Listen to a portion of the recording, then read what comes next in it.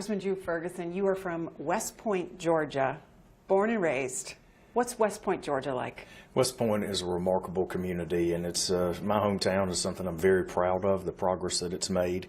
You know, we were a community that lost really our manufacturing backbone. We were the home of one of the largest textile companies in the world, and we watched some pretty bad policy out of Washington, D.C. force those jobs overseas. And so we lived for a decade and a half in a pretty tough economy, saw a generation fall into poverty for the first time in the community's history. And then it was very refreshing to see our community pull together and lead an effort to bring advanced manufacturing back in the form of the automotive industry. And we landed the Kia Motors manufacturing plant in North America, and it's been a remarkable turnaround for a community. And the thing that we learned is that jobs are so important.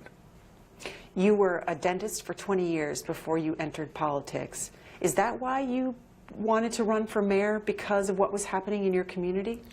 Well, I was content practicing dentistry and raising my children and you know, and having our family, you know, see some level of prosperity. But what we realized is, because of the changes that were going on economically in our community, we had to get involved in public service, and that's when I ran for mayor. And we got involved in the economic development project that brought so many jobs to West Point in the West Georgia region.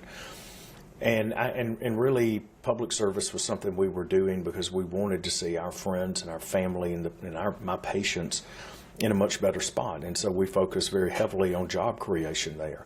And then there was this very unique opportunity where Len Westmoreland decided not to run again. He was a great member of Congress for 12 years.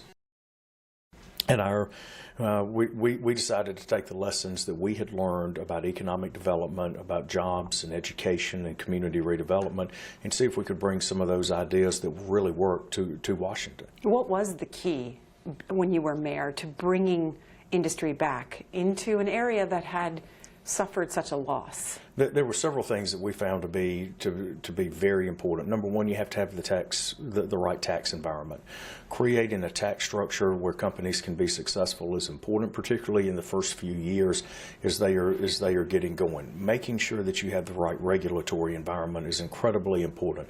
As soon as we took down the barriers to regulation and we became a partner with industry instead of government being an obstacle, we made it a great place to do business, and that created even more economic activity.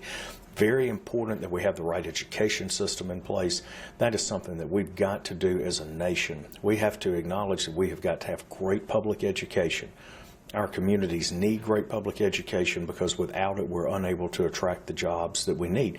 Employers need a stable workforce, and making sure that they've got access to employees, not just today, but 10 years from now, is vitally important. And if we're going to create the manufacturing jobs that the president has campaigned on, we've got to make sure we've got a workforce to fill them. We also saw the value of strategic public investments in infrastructure. We saw where we could make investments in infrastructure that really gave the private sector the stability to come into a market. We would see the private sector spend way more than the public investment. Created jobs, greater tax revenues. We were able to almost double our city revenues in the 8 years that I was mayor, and cut taxes for those 8 years. So that's a remarkable thing to be able to do in what otherwise was a pretty bad economy. But it's very simple. Focus on creating jobs, create the right tax environment, really work very, very hard on the education system, make sure the strategic investment in infrastructure is right. All of those things come together to create the right business climate. What's exciting for me as a freshman is that's where we're going in Congress. That's what the president wants to do as well. And I think that moving forward, as we continue to work hard to find a solution on this very first step of health care reform, then that's going to lead us into a very robust discussion about comprehensive tax reform that will then lead to a nice discussion about infrastructure investment, and then that can really begin to put us on the right path to not only economic recovery, but economic stability long term with a reduction of the federal debt. Let's go back to West Point. Sure. Your children, 8th generation from that community. What was it like when you were growing up? What did your parents do for a living and their parents? Well, I grew up with a wonderful family. family, a wonderful group of friends. It was a stable community. Of course, the textile community was the backbone. My mother was an educator. She was a foreign language teacher and counselor, and was just, I was one of her students, and I always kind of laugh, if she could teach me to speak French, then she was probably one of the greatest educators on the planet.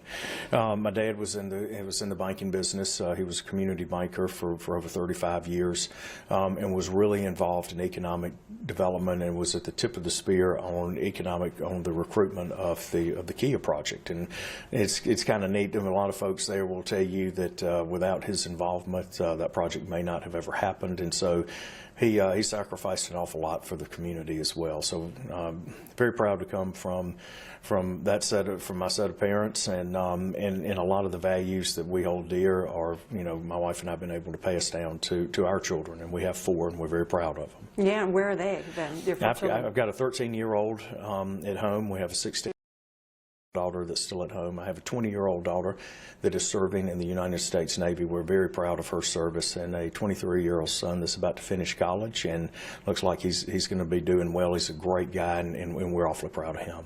And your wife, did she stay back in the district, or is she out here with you? She is working in the district. She has a very successful design business.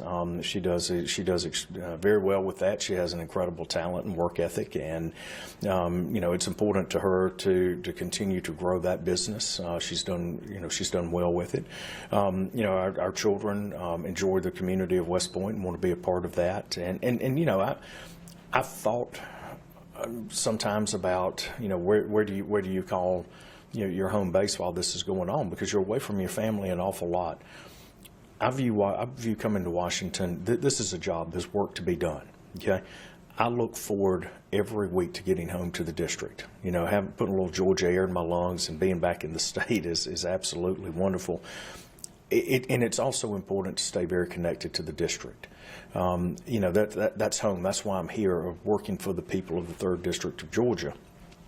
So my wife and children will come up when they can, but most of the time we look forward to getting back into the district. When you're here and you're working out of the Longworth House office building. As a freshman, you've got a pretty good location here. How did that come about? Well, we got lucky, honestly. During the lottery picks for the chairs, for the offices, my good friend from California, Lou Carrera, down the hall drew number 1. And since he felt so lucky, I felt that it would be a good idea to go over and rub his shiny bald head and get a little luck for myself, and was able to draw number 2, which led us to this fantastic location. So it's a great story, and there's a lot of camaraderie here in D.C. I know a lot of the folks back home tend to look at it and say, it's one side against the other.